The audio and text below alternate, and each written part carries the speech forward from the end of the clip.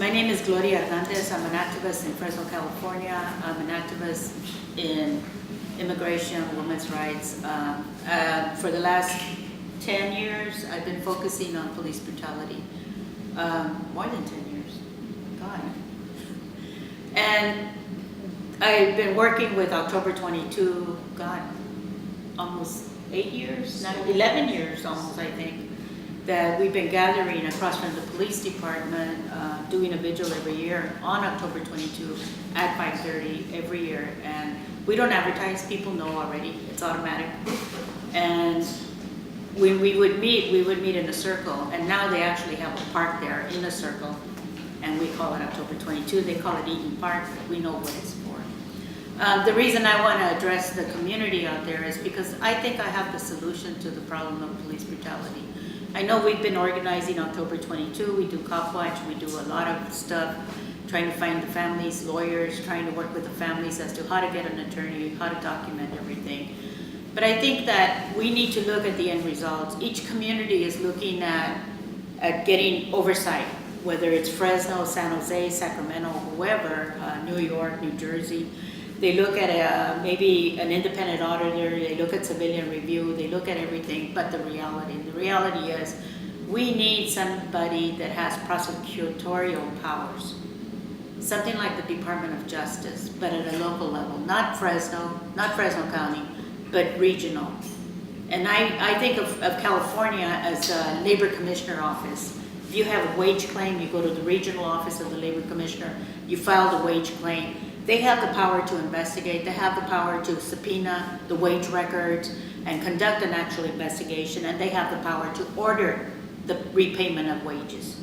I would like to see the Office of Police Crimes, where people could walk into an office with all the confidence in this office, who would have the power to investigate, the power to have subpoenas, the power to have prosecutory powers, to take them to court, and then to go further, to take away their post-certification so that they don't just get fired from Fresno and then go get hired at Parlier, which is something that's happening here.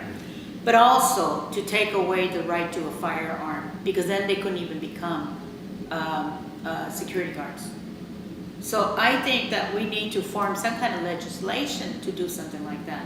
I realize the Department of Justice has that power, but we know it ain't going to happen because we've been begging them to come since 2005, and they still have not come to Fresno. So that is my recommendation. I hope people start thinking about a purposeful solution to the problem of police brutality. They can contact me, or we can work together nationwide or locally. But I really think that that's the answer, is to create the Office of Police Crimes, because they need to be held accountable. It's not good enough that Fresno has 57 dead under the current chief of police.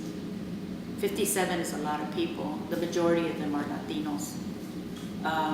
It's not good enough that the police promises to investigate the case through the IA, and we don't even have a Fresno County District Attorney that's willing to investigate officer-involved shootings because they don't have a budget. It's not enough to have a pervert as the chief of police. And he's forgiven himself, and supposedly God's forgiven him, but he's not very forgiving of our community. And so he needs to be held accountable. I just certainly hope that people start thinking of long-term solutions. And I thank you all for coming to Fresno and interviewing the families that I work with.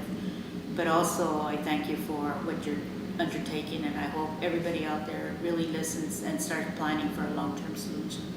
Gracias. Would you like to give your email? On the you can just add it, can't you?